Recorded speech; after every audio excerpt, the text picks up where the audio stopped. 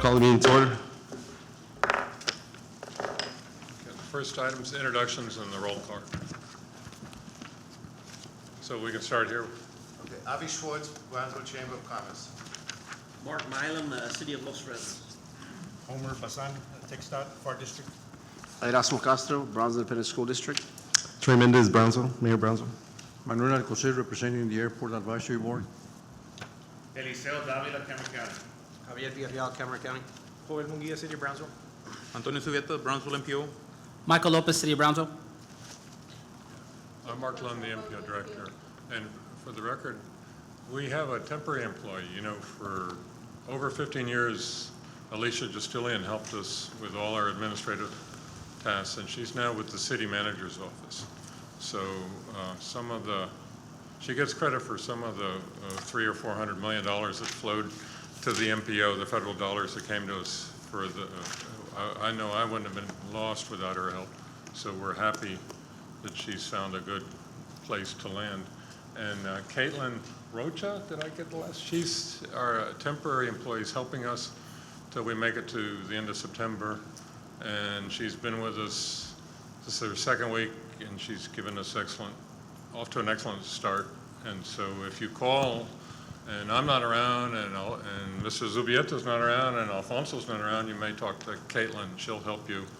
And the listing next is discussion, consideration, and action on adoption of the fiscal year 2019-2022 TIP, or the Transportation Improvement Program revisions. I'm not going to read all of them. The reason that we have so many is that this is the last time that we can do the TIP revisions. So all of the changes that we made under the UTP, the 10-year program at the last meeting, we end up with TIP revisions and also what we call MTP, or long-range plan amendments. So what I'm going to do is I'm going to read the project and what the action is, and then we'll have time for public comments, or also comments or questions from the policy members. The first one, the Brownsville to Los Fresnos Connect project. The proposed action is to add the project, and this is a 10-foot trail. This is with Category 9 monies. Phase 2, same project, add the project. Los Fresnos North High School and Park connection. The total project cost is a little bit less than $400,000 to add the project. The preliminary engineering for making a grade separation at University Boulevard for right in front of the Veterans Bridge. We call it Interstate 69E grade separation, really an overpass. To add the project. The West Boulevard, we're just changing the description here to construct a multimodal facility. State Highway 550, the proposed action, there's two listings. One is the engineering, and the other is construction engineering and construction. And one is in fiscal 2020, the other is in fiscal 2022. The next project, East Loop, the action is to change the funding. Veterans International Bridge, proposed action is to add engineering. Eventually, when we do construct the expansion, it'll be about 15 million is what I have listed here. Old Dallas Road is next, and we're revising the total project cost. Whipple Road is we're revising the project cost. Old Dallas Road, again, revising the project cost. And US 281, this is due to what action that took place at the last meeting. This was in our TIP, and the Category 7 monies were moved away from that project. So now it is not fully funded. It needs to come out of the TIP, so it has to be deleted. Those are the items before us. We can adopt them as a package, but if are there any questions, either from the members or from the audience? Yes, we do have Mr. Berg that I think wants to comment. Mr. Berg? Hi, good afternoon. My name is Bill Come Berg. on up. Thank you. Come on up, Bill.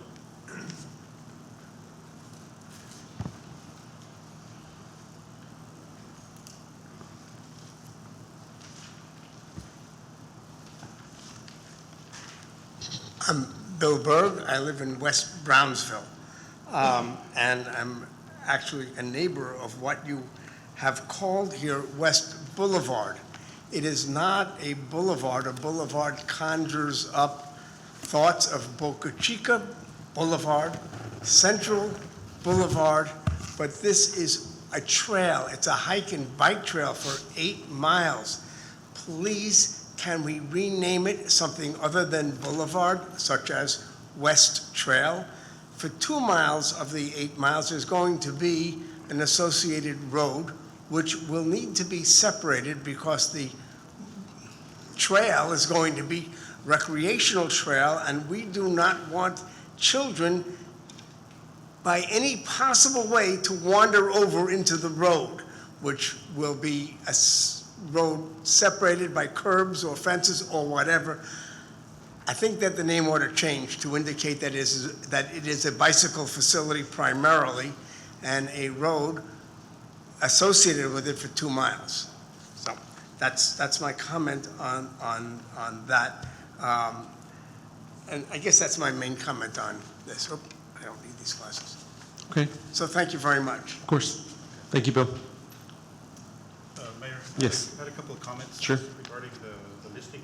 On the last project, we talked about US 21, like Mark mentioned, it was fully funded in the TIP, the 4-year program, but at the last meeting, there was action taken to remove some funding, so, you know, it's going to be moved out of the 4-year TIP, so now it's in 2025, but TxDOT is committed to honor that commitment, and so we will pursue funding in the future, but for now, it's going to be going outside the TIP.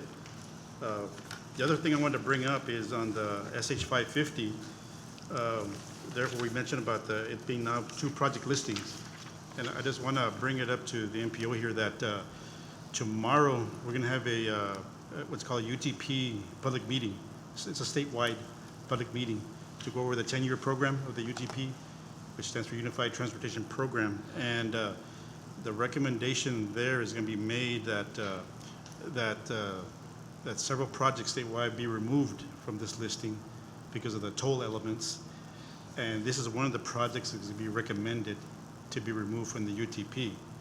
So that will be made public. It's already been made public, but it'll be at the public meeting tomorrow.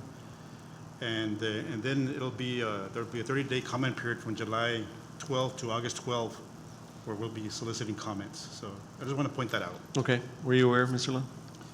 Yeah, we're aware. In regards to Mr. Berg's comment, for the purposes of keeping the design work going, we need to leave the name as it is for the moment. But he's entirely right. It's not really appropriate description of the whole corridor, and so it's not going to be a problem to revise that name in the future. It dates back to 2014 when it became a joint project between the county, the RMA, and the city. And what it was at that time, the MPO was looking for proposals, and the 3 entities agreed to cooperate. And then for a while, there was a disagreement, so things just sat for a couple of years, and now that those issues have been resolved, where it's moving ahead. So anyway, I think for the purposes of keeping the federal money, we need to keep that description the same, because believe me, there's a whole set hierarchy of rules and what have you that make it difficult. But for the purpose in the future, it can be renamed, and it would be beneficial. So I'm saying yes and no, or no and yes, and to the same suggestion. Are there other questions, other comments? At what point in the process then would it be renamed? It'll be with the new MPO, and Okay. I'll be a member of their technical advisory committee, so I can bird dog it, so to speak. Okay. And the encouraging thing is that the county and the city are meeting on this endeavor, and they're having successful conversations. They're making a lot of progress. I haven't been to those meetings, but I imagine in the future I'll have time to sit in and be part of that. That would, Mayor, the study is getting started, and so once it gets more into development and it gets more hashed out what the final plan will be, it can be renamed in the future. Okay. Any other comments? If not, we're looking for action. Do I have any motions? Motion to approve. We have a motion to approve. Do I have a second? We have a second. Those in favor? Aye. Those opposed? Motion carries. The next item is discussion, consideration, and action on adoption of fiscal 2015-2040 Metropolitan Transportation MTP amendments as follows. We have the Brownsville Los Fresnos Connect Phase 1, the Add the Project, Phase 2, Add the Project, the Los Fresnos High School Park, again, Add the Project, Omito sidewalk improvements, and this one is to add the project, Las Palmas sidewalks improvement. The reason those two aren't in the tip is that they're outside of the fiscal 2022 window, whereas when you go all the way to 2040, we have to include them. And we're real pleased about this last go-round on the alternative program, these hike and bike projects, is that the county applied.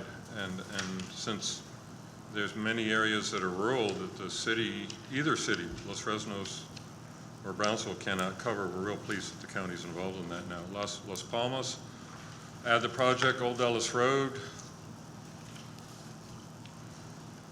Add the project, the grade separation. And again, here we're just talking, doing the engineering at this point. Eventually, we hope to get the funding. That's to add the project, the Veterans Bridge, adding primary lanes, add the project, 550, add the project, 550 again, add the project, Veterans International Bridge. And this one, this is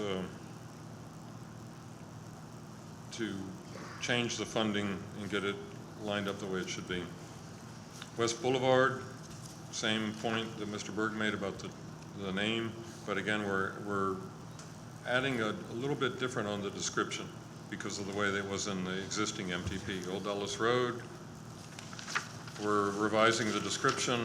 Whipple Road, which is in Los Fresnos, we're getting the project costs in the correct way. Again, if there's any comments, any questions, now's a good time. Now, there was a mention of 550 earlier. Is there going to be any changes to the 550 items on here? I know you had mentioned something about there being a meeting with the state. Is there going to be any changes to the 550 part? Well, Mayor, as far as this MPO, the MPO can take action on the MTP, and like I mentioned, the commission will be making that recommendation tomorrow. Okay. And so and that's all it is, a recommendation. Then the public comment starts, and so, we'll see how it goes after that. They'll make a decision at the August commission meeting. Okay. That's when the final decision will be made. Yeah, in either case, they need to be listed in the MPO's long-range plan. Right. Okay. Any questions? It's very lengthy, but we're going through them pretty quick. If no questions, we're looking for action. Motion to approve. We have a motion to approve. Do I have a second? We have a second. Any further discussion? Those in favor? Aye. Those opposed? Okay. Motion carries. Thank you. All right. Our next item is going to be a presentation on the long-range plans for the 3 MPOs, and I'm listed first, but I'm going to go last. So I'm going to ask Joel Garza, who's the director at Harlingen San Benito MPO, to come up, and he's got a presentation, and he'll take questions. You may be a Brownsville person who commutes to Harlingen, or you may just have an interest in what they're doing. You're entitled to have a question. After him will be to the west, the Hidalgo County MPO. Good evening, committee members, Mayor, Chairman. Just a quick update of what we're going on so far in our MTP. As you are aware, all 3 areas are working on in 3 separate documents. The MTP is kind of our comprehensive blueprint of what roadway construction will be done for the next 25 years. So again, this is what our consultant has worked on. It does say draft, and I apologize for that. Again, it's a quick, again, this is a presentation from our consultant, so we did hire Alliance Transportation Group to help us out in the development of this plan. We are lucky that also Hidalgo County MPO did hire also Alliance, and so we are working now closely together to come uniform into a single document by the end of the year. Our organizational chart for the project. Again, what is the MTP? It is a 20-plus year comprehensive plan. It looks at what is the current conditions of our transportation system there. They'll review everything that is in place. It will incorporate the FASTAC compliance. And so now it breaks out into our task in our document. And so you'll have project management, evaluation current conditions, public outreach, evaluation future conditions, project identification, environmental, social justice, development, and then finally the draft and final plans. And so far, we have started this project back in February. We hope to have it complete by the end of October. With this MPO merger now, they will take over after October 1st and will combine into a single MTP. Task one, they came in, they do a lot of project management. Task two, they reviewed our plans, they reviewed our traffic demand model. Traffic demand model is our software that predicts traffic patterns for the next 25 years. They also reviewed any public transportation and active and freight. Public outreach, we did release in our website a online survey, which is still active today. We are also having different stakeholder meetings throughout our MPO area. We did have an initial public open house. We did invite both Brownsville MPO and Hidalgo MPO to be there, and so we had the first joint, as you say, RGV MPO open house per se. Right now, we're in the stages of development or evaluating future conditions, looking at what is the need of the area based on trends. We'll also look at multimodal performance measures.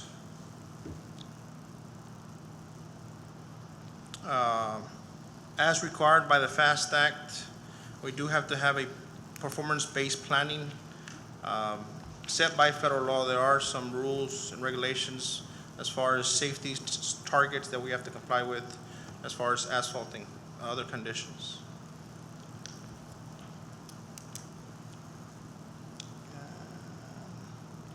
Obviously, environmental, social justice, make sure we have that, conduct a system-level environmental analysis. Finally, develop a financially constrained project listing. This is where all the projects will be in there for the next 25 years.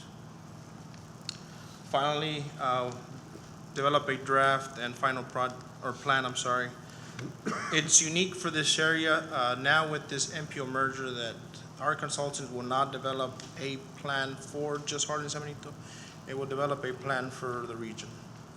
And so I know it's a quick update. Most of my colleagues will have similar process that they're going through, obviously for the area.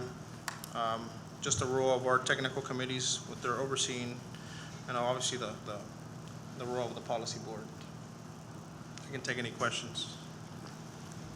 Well, your consultant is going to be finishing up in September? Or?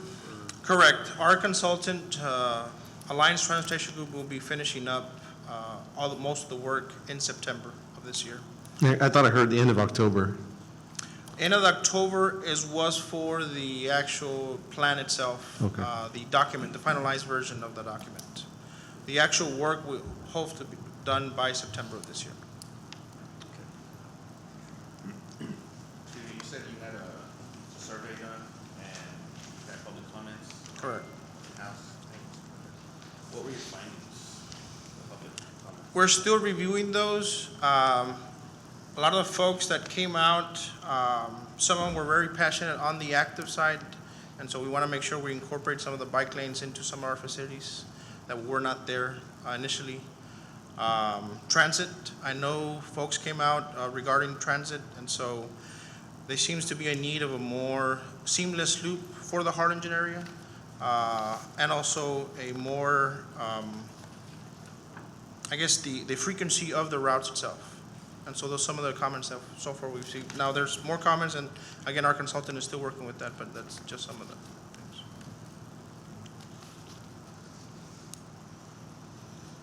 Any other questions? Thank you. Thank you.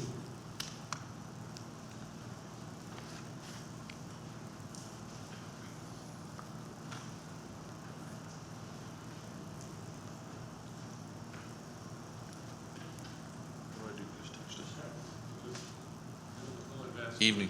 Sorry, I'm not quite used to anything so fancy. It's, Andrew Cannon, I'm Transportation Director of the Hidalgo County MPO. Appreciate Mark asking us here this evening. And Joel, actually, he covered a lot of the information.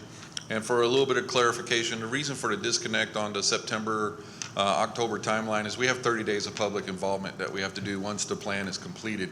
So we'll go out for public involvement and then bring that back to the RGV MPO for final adoption at the end of October. So that's a little bit of an explanation of why the disconnect. What am I not doing right? Oh, just ask Antonio Advance. Is that, okay, there we go. Sorry. So very similar process, having that we brought Alliance Transportation Group on to work with us as well. That was by a nice happenstance. We didn't know that Harlingen had employed them.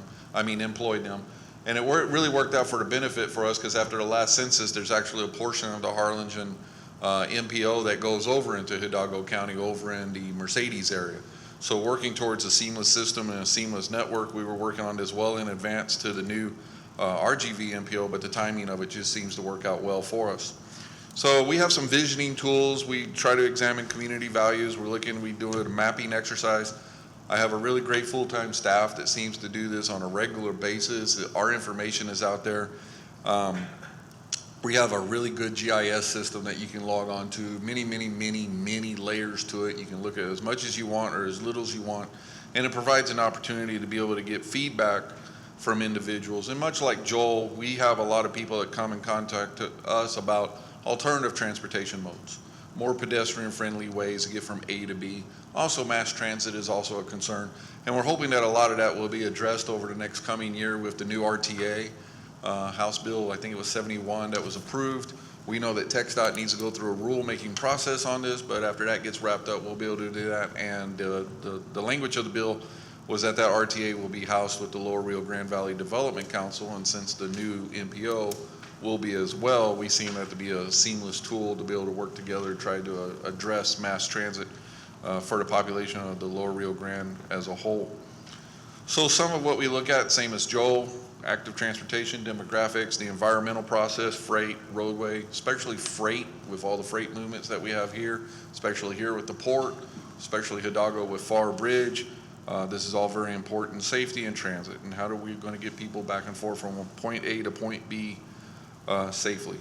So this map is just reflective of some of the population density in Hidalgo County, darker being more dense, lighter being less dense areas that we have. So this is part of our environmental justice process that we go through and look at. We want to see where is that density, and then we go through a process of identifying where the colonias may be, and also start looking at project overlays of where those will be. That's what this map shows you, is the equity. It's an analysis of where are the projects at in relation to where the density is, and also in relation to where some of the colonias are. We want to be certain that we don't underserve the colonial area and that we don't overserve the more affluent areas. So we try to keep a very good balance at that of where the projects need to be, but also make sure that we're impacting the needs of all populations of the area. And then this map here illustrates a little bit of our hike and bike system that we have in Hidalgo County. We have a very large linear park project that's taking place right now in Precinct 2, Commissioner Eddie Cantu's project. Eventually, what this will allow you to do is be able to go from San Juan all the way to UTRGV in Edinburgh without ever needing to get on the road. It's a big connective project. We have a small gap in the McAllen-Edinburgh area, but they're working on that, finish up that connectivity. So we're really excited about this. There's several areas where we have roadway crossings where the project actually is going under the roadway crossing. There's tunnels that are being put. Lighting, circulation, that's going to be a really good project, and people don't have to cross mix with vehicle traffic. And then we look at the environmental process, how that is, how are we impacting any of these things that we have to look at, historical districts, Indian crossings. If we had a tribe come through Hidalgo County, we look at that process. We have to examine that. And then what are the assets of the community, so we're certain not to impact those as we start doing maybe roadway expansions, hike and bike trails, or discussing mass transit as a whole. And then we look at congestion.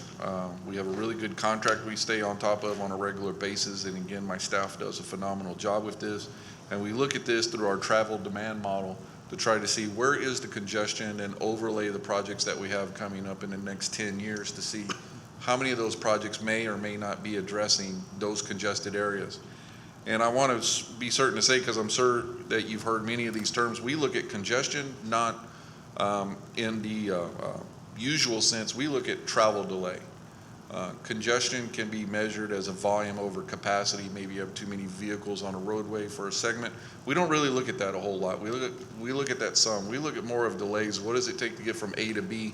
Because there's other measures that can come into play with that. Too many curb cuts, too many driveways, too much pedestrian movement.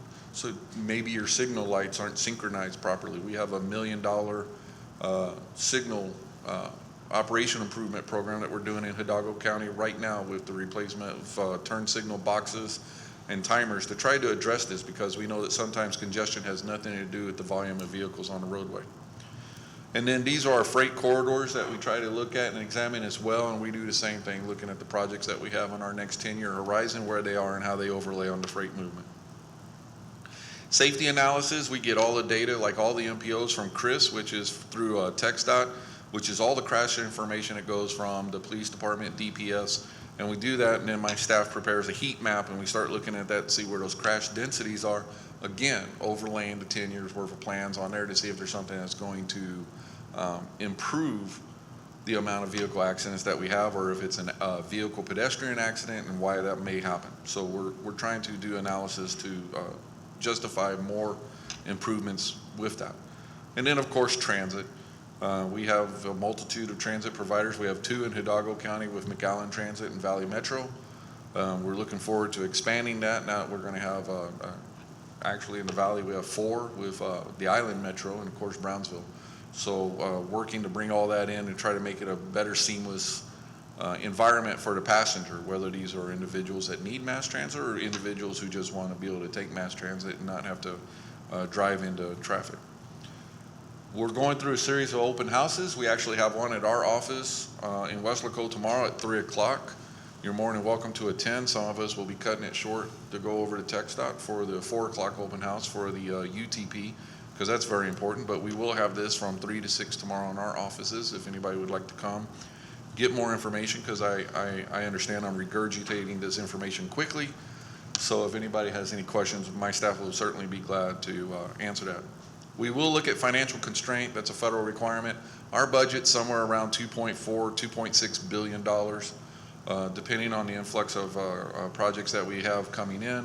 And of course, the environmental assessment, and then working on the chapters.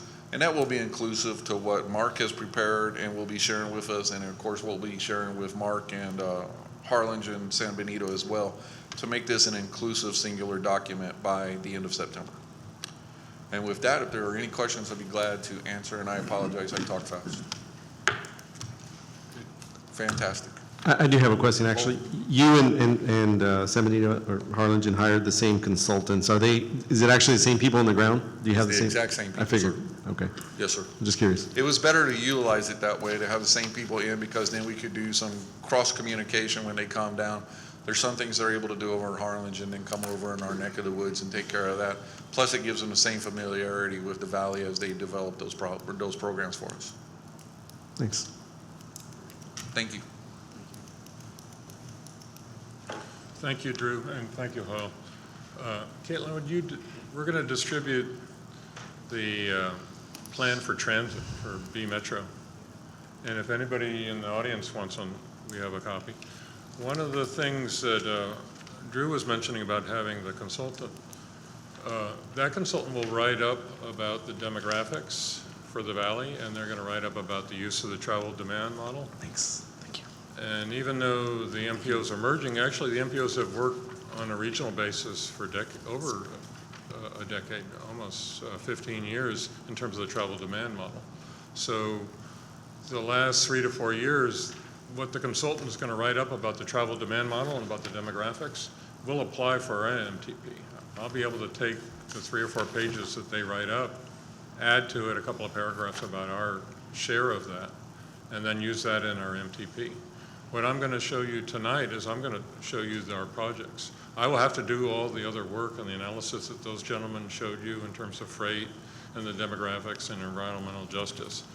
And we've done a lot of that work, but I haven't written it down yet. So for the next several weeks, when you see me looking a little bit haggard, it's because I'm tackling and documenting all the things we've done. What I want to show you tonight, and on the transit, you see there that we're outlining millions of dollars that'll go for operating, for capital, and for planning. Obviously, the planning is much less, and we've broken it out into the first 10 years, the next second decade, and then the last 5 years. So B Metro staff are here if you have any questions. What I want to show you are our projects. And in terms of the amount of monies, our fiscal constraint for Category 2 and Category 7, we're looking at the order of about $400 million. And what we have is a work in progress. We have all the projects that we listed in our UTP. And let me talk about how we're going to meet the fiscal constraint. We really have 2 ways to do it. If you have a project, let's say it's, we'll call it Lopez Boulevard, that's, and right now it costs $10 million to do Lopez Boulevard, but we're not going to do it for 20 years. When we do 4% inflation over the 20 years, that $10 million project becomes an $18 million project. All right, with the federal split of 80-20, of 80% being federal, if we did it right away, we did Lopez Boulevard right away, the city actually, or the county, wouldn't necessarily have to put in $2 million. With economically disadvantaged county, EDC, the state of Texas gives us a break and we would pay 9%. So you would be looking at $900,000 on that project that was going to happen this year. But because it's happening 20 years from now at 4%, that adds $8 million. So your $10 million project becomes an $18 million project. Okay. We have to account for inflation. This is a federal requirement. All right. So there are 2 ways to slice it. One is we can use the federal monies to handle that inflation, or another way to do it, and I think it has some advantages because we can get more listings, more projects, is to show that the locals will pick up the inflation. Will they do it? They probably won't, because we're going to make a new long-range plan, or the new merged MPO, the RGV MPO will make a new long-range plan 5 years from now. And that project that was 10 years out, or 15 years out, or 20 years out becomes 7 years out, or 6 years out. And when it actually gets implemented, it'll probably be an 80-20 split. And you probably, hopefully, we still keep our fingers crossed, we still have the EDC, and the city or the county have to put in 9%. So that's what I would recommend. Now, the other thing that we've noticed 2 things. I'm neglecting how did we get here, okay? How we got here is not by my work alone. We work as a group with the technical committee, and they rank the projects. Well, let me talk about our methodology. We have a 74 points system. For safety, we award up to 13 points. It's one of the highest categories. And what we do is we do a consensus. If 10 people in the room say this is a high safety and one person says it's low, we let that person try and convince the other 10 why they're wrong, and then after 5 minutes we give up and we say, no, it's high safety. You have at your discretion. You can give it 10 to 15. You can give it, I think it's 9 to 13 points. If it's medium, it's like 5 to 12 points or whatever, and if it's low, it's 4 points or less. So we establish, according to the group, for completing a gap or an alternate route, a project will get 9 points. When a project provides for alternate modes, in other words, it incorporates transit, it accommodates bicycle and pedestrians, it's part of the project, like Old Ellis Road will have sidewalks when it is built. That will Well, then when you do that, you get an extra 11 points, up to 11 points. Response to congestion management process issues, or the project serves to reduce travel time or the length of a project, the distance, you can get 11 points. Air quality, you get 4 points if you're doing a vast improvement. Regional significance, all right. We only use that for something that's really big, for instance, the East Loop. You know, and so that's 8 points, but I don't think any of the projects qualified, but I'll double check on that because I don't want to make a misstatement. Improves the network by adding a new location, 7 points, and special circumstances, which is 11 points. That has to do with employment if you're creating, and I don't think any of the projects are tied into a new industry or what have you. So I think the ones that scored in the 40s were like the top scoring projects, and the technical committee has ranked the projects on that basis from these things. So as I mentioned, we have the category 2, the category 7.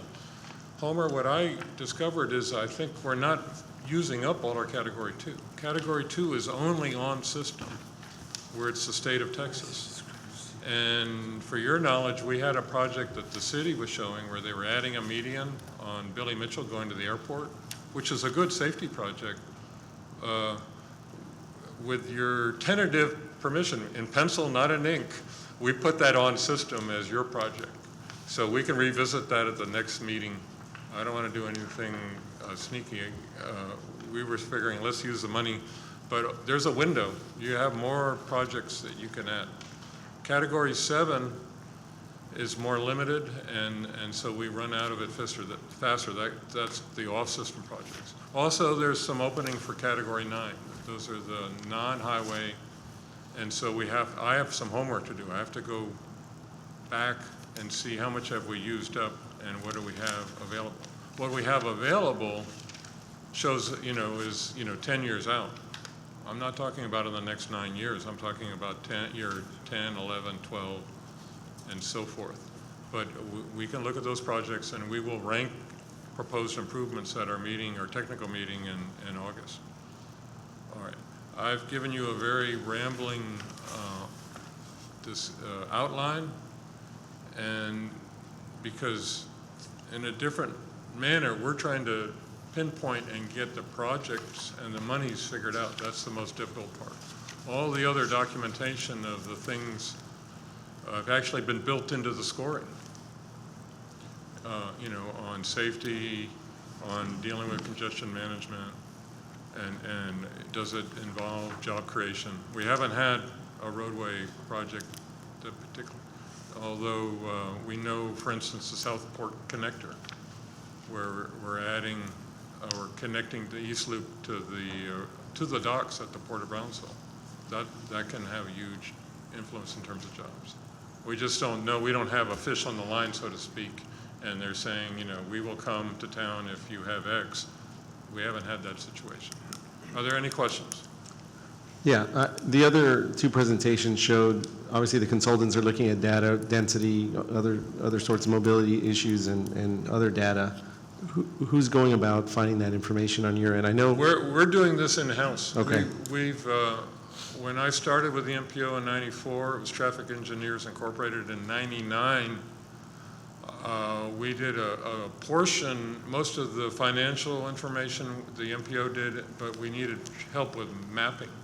So Alliance Engineering, the firm that J.D. Allen, who they mentioned were the other two MPOs, I think they've changed their name a little bit, but that group and Mike Keith at that time helped us with the mapping. And then in '05 and 2010 and 2015, we've done it in-house. Now the difficulty has been, as at the beginning of this calendar year, we thought our MPO would be having a certification. So I tell people, I tell laypersons, I'll even say it on the video for the archive, it's kind of a Chinese water torture, where you have to document every single thing that you're meeting all the requirements. So we started that process. A lot of that information will feed into our MTP description of what we've been doing, because we've been doing the work year by year and month by month. The hard part is to go back and capture what you've done and to show what we've done.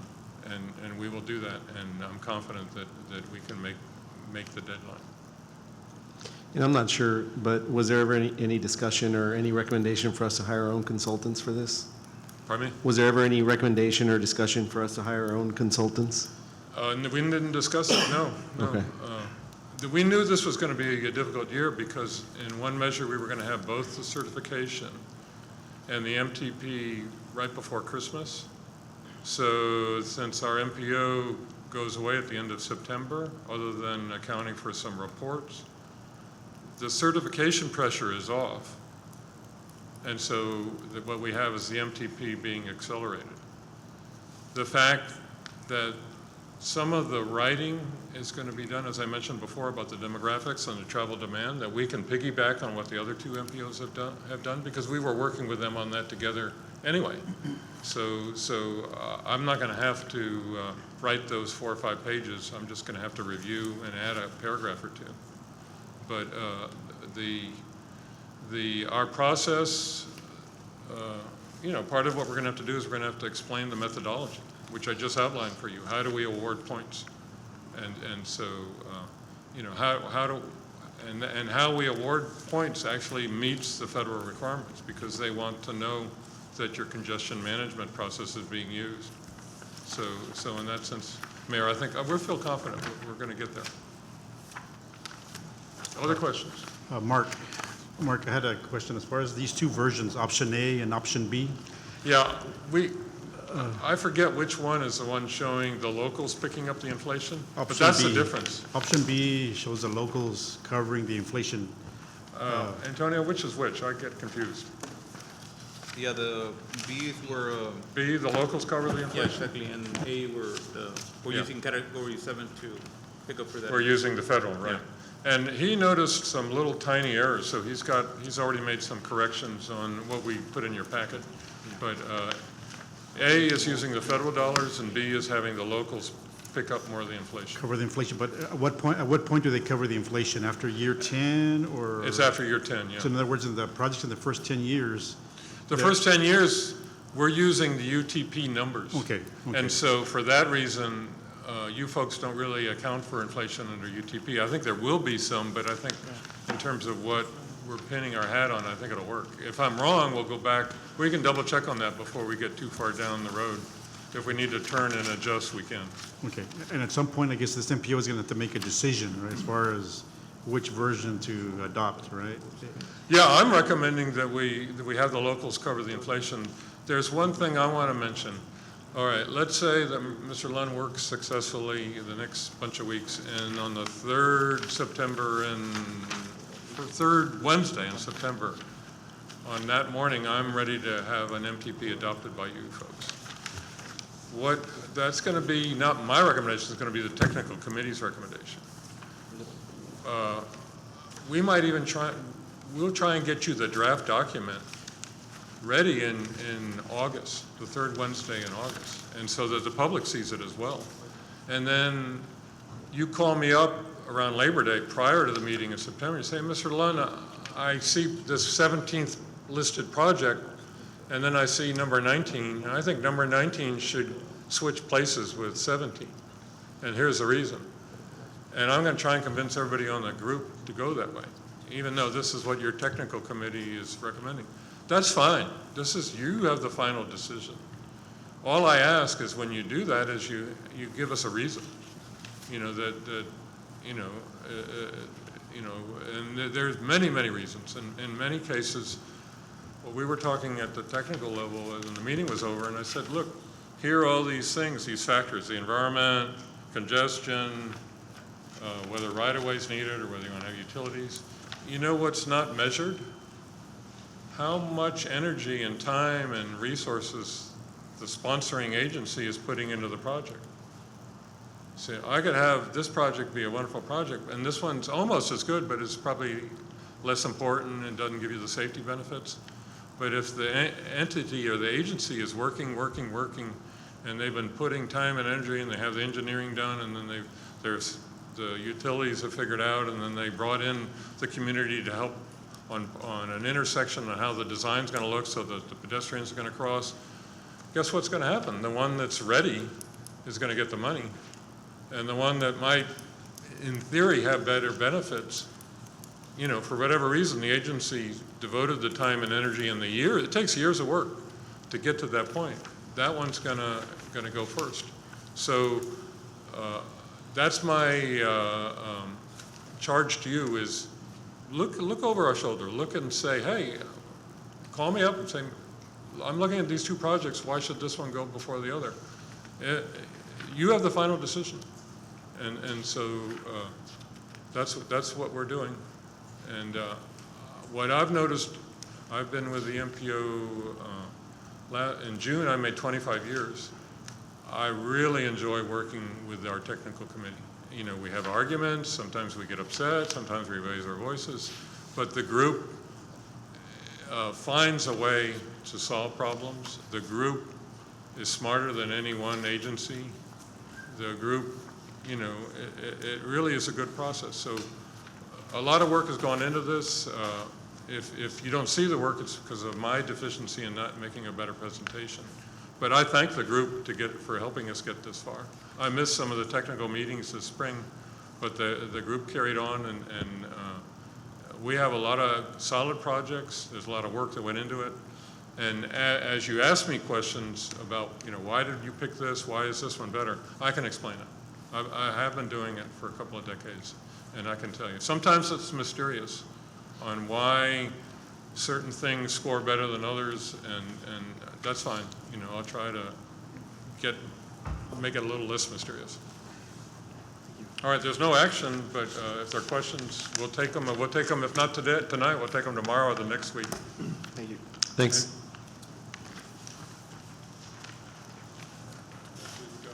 Do we have any other action on our agenda? Not that I'm aware of, doesn't look like it. Oh, the status reports. Just status, yeah, run item Andre? 6.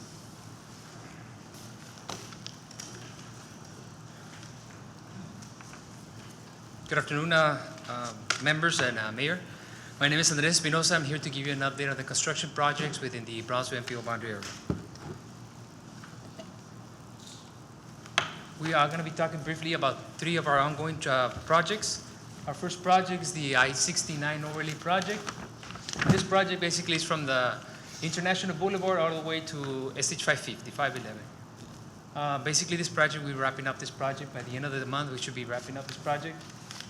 Just show you a couple of pictures for the work operations out there. And by the way, tonight, there will be working on the Morrison underpass. So you want to avoid any headaches, find alternate routes. Morrison on the underpass. And tomorrow night, they will be working on Alton Glory. Okay? And again, they'll be wrapping up this project by the end of this month. And our next project is a traffic signal project, sidewalk project. Contractor continues to work on the same location, which is on Boca Chica, between the Expressway and Central Boulevard at the Barnard Street intersection. And as you can see in here, they installed already the traffic signal pole, and they completed the sidewalk and retaining wall. Same on the other side of the street. And our last project is the I-69 overpass, which is right here by the flea market. Basically, the contractor continues to work on the actual pedestrian bridge, which is located just outside of the right-of-way. This is just typical operations, a drill shaft operation, which is the foundation of the bridge. Contractors installing the steel reinforcement, then they pour the concrete, and basically once they finish that, then the next phase, which is on a different location, is kind of what it looks like. So in this picture, what you see is the contractors building up the overpass, the embankment, and the retaining walls. And once they finish, it's going to look like on the south side of the railroad tracks, something like this. Okay? This project is scheduled to be completed in next year, 2020. And that's all I have. If you have any questions? I have a question. Yeah. In regards to the I-69, are we on schedule for completion date? For which I-69? The Construction? For the flea market, the construction. The overlay? Yes. Yes. Curious about the retaining wall on Boca Chica and Bernard. Uh-huh. What purpose does that serve? Because the natural ground is actually higher than the sidewalk elevation, so we have to protect that. Yeah, you can have the erosion into the sidewalk. Yeah. Thank you. Thanks.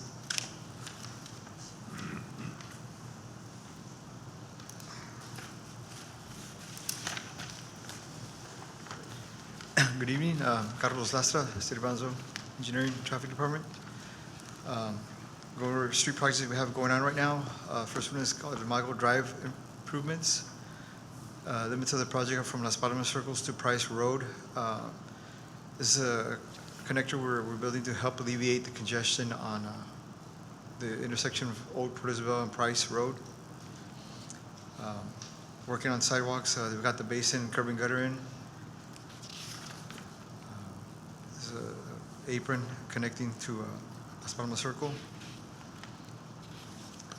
The forms for the sidewalk being placed. Next project is the Roosevelt Street improvements. Limits of the project are from McDavitt Boulevard to East 13th Street. At the time these pictures were taken, they still hadn't placed the limestone at this section, but that work has been done, and they're currently working on form work for the curb and gutter from Keith to McDavid. So we're basically on the downhill portion of this project. We should be wrapping up hopefully by the end of this month, early mid next month. So, Will be done? yes. 'Cause actually, somebody asked me a question about that particular project, so I'd like to have an Yes. answer. So by next month? Yes. End of yeah. next month? Yeah, we should, actually, we're kind of on the downhill portion of that. We're working on the base work and concrete work, and then last thing will be pavement, so. Got some sidewalks going in at this time. That's all I have. Thank you. Carlos, do you all have the limestone already, or are you ordering it? Yeah, no, it's there. We already have it. It's already set. I understand there's a shortage of limestone. There was a shortage back in May, as the port was doing improvements at the port. The dock that received the limestone was being worked on, so there was a short delay, but our projects fortunately kind of forecasted that, and they stockpiled limestone for that. But that's back to normal operations now, so we should be fine from here on out. Thank you.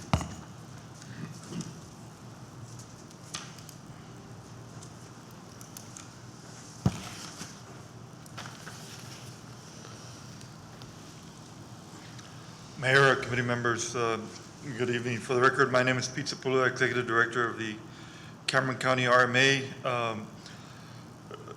Status report on a couple of projects we're working on. First one on the screen is the Southport Connector, and this is the project that will connect State Highway 4 with the Port of Brownsville on the south side to Ostos Road, approximately 2 miles. There are 2 structures involved in the project because of jurisdictional wetlands, and in order to avoid mitigation, we decided to place 2 structures. So there is no mitigation required by the Corps of Engineers. This project is pretty much ready to go to the bidding phase. I believe we've coordinated all of the last comments we've received from TxDOT, both at the district level and the division level. So we should get clearance from TxDOT to proceed pretty clear. Project is fully funded based on the engineer's estimate. So we're in pretty good shape. This will be part of the long-term overweight corridor. Actually will be the first segment for the East Loop project.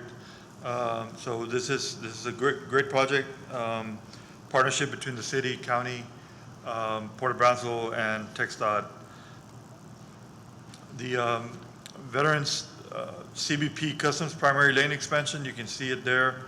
We're adding 4 lanes to the existing 4 lanes, so we're trying to double the capacity that CBP will have to process passenger vehicles. This is strictly for passenger vehicles. We do have this project fully funded as well with Category 7 money. By the end of this month, we should have hopefully 100% design approval by GSA and CBP. And so we'll continue to coordinate with TxDOT for an advanced funding agreement. TxDOT has assigned a project manager to the project, so we've been coordinating the project with the project manager. The 550 Gap 2 project, this is a project that Mr. Basan mentioned earlier. We're down to 1 last segment, and when complete, we will have an Interstate 169 from Olmito all the way to State Highway 48, the entrance of the Port of Brownsville. This is a project that, has been in the books for about 10 years now. We entered into a project development agreement with TxDOT 10 years ago. So there was a commitment by TxDOT at that time to work with the RMA and complete this project. So I was aware of the comments Mr. Basan made. We feel that we have a strong case moving forward with TxDOT, and we are coordinating our efforts with the delegation, not only from Cameron County, but from the entire Rio Grande Valley. So we'll be reaching out individually to members of this MPO, the mayor, city commission, on letters of support that we will need to ensure that the project remains in the UTP. Again, this project is fully funded utilizing Category 7 money. And so we do need a redesign on portions of it to meet interstate standards, because it will be an interstate highway all the way to the entrance of the Port of Brownsville. Old Dallas Road, again, a partnership between us and City of Brownsville, Cameron County, TxDOT. Years ago, through another program called Project Roadmap, Cameron County had acquired the right-of-way. So this project has the necessary right-of-way from State Highway 100 all the way to Sports Park Boulevard.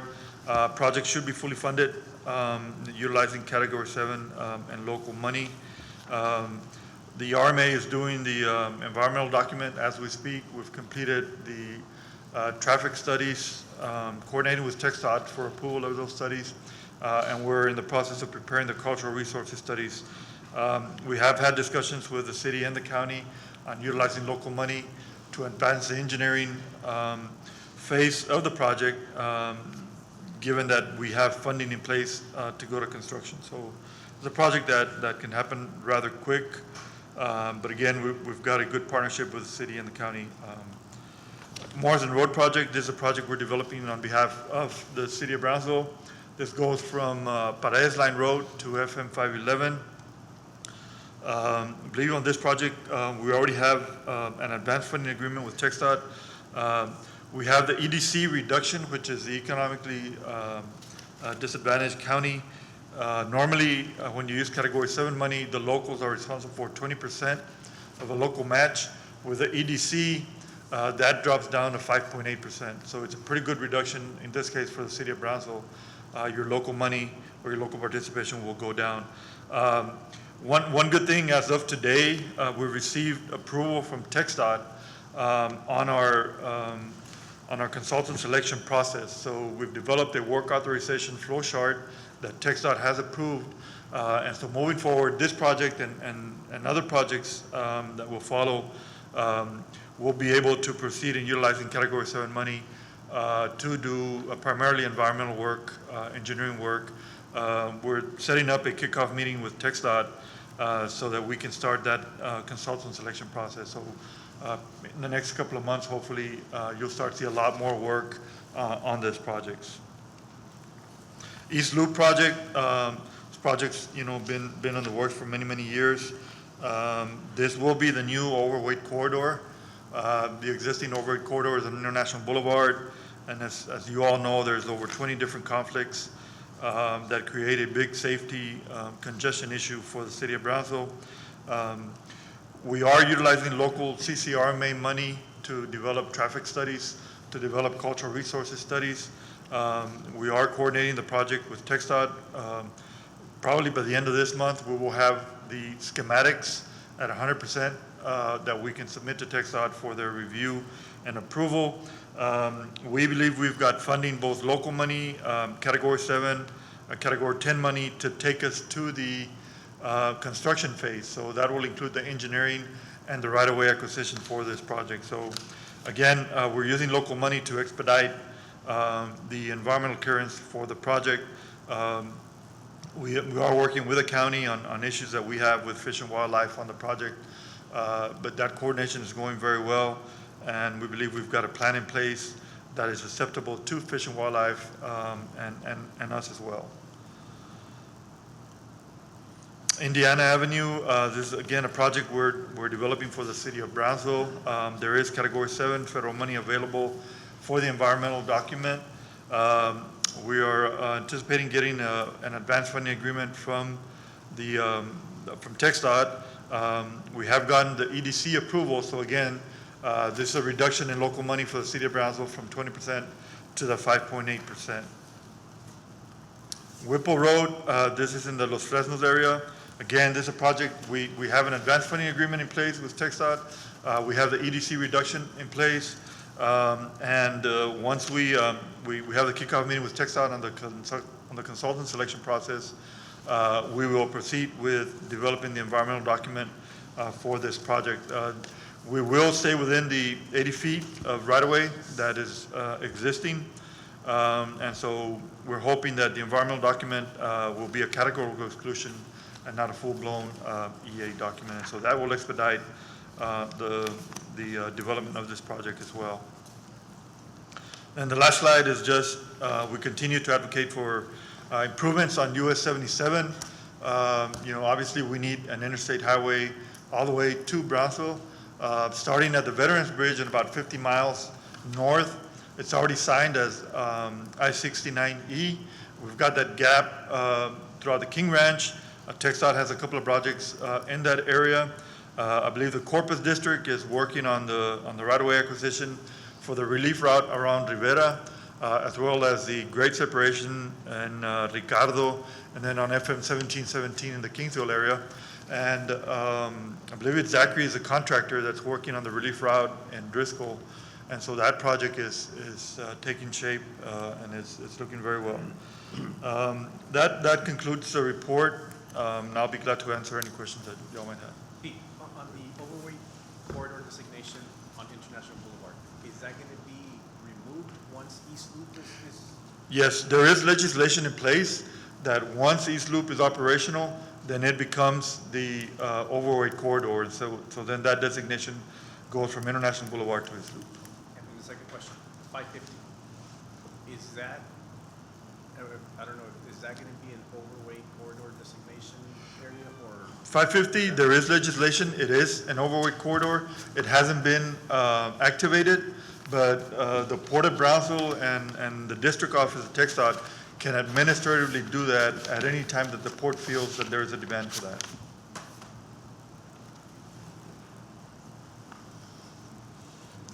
Thank you, Mayor. Thank you. Thank you. I don't think the Port of Brownsville is here tonight. When we set this meeting, they had indicated their meeting was going to be on the 17th, but I have a feeling they have their meeting tonight, so I don't think we're going to get a report. If there's no other business. Any other business or discussion items? Yes, sir. I had a couple of quick comments, Mayor, if you allow me. Like I mentioned, tomorrow we have that UTP public meeting. It starts at 4 o'clock. It's, I believe, Mark, we send out the instructions for the WebEx. I can do that. I do that to both the technical and the policy members. Anybody that's interested. Yeah, we'll be having share that. we'll be presenting it there or having it there at the TxDOT district office in FAR. Anybody can join us there, but you can also watch it anywhere you have internet access. So there's no need to go to the district office. The other thing that was mentioned is regarding the new RGV MPO. I just want to mention that on July 25th, I believe is the next, or will be the first RGV MPO technical committee. I believe that's set. Yeah, on it's that a Thursday. date. That'll be the first one. And then the next policy meeting will be August 7th.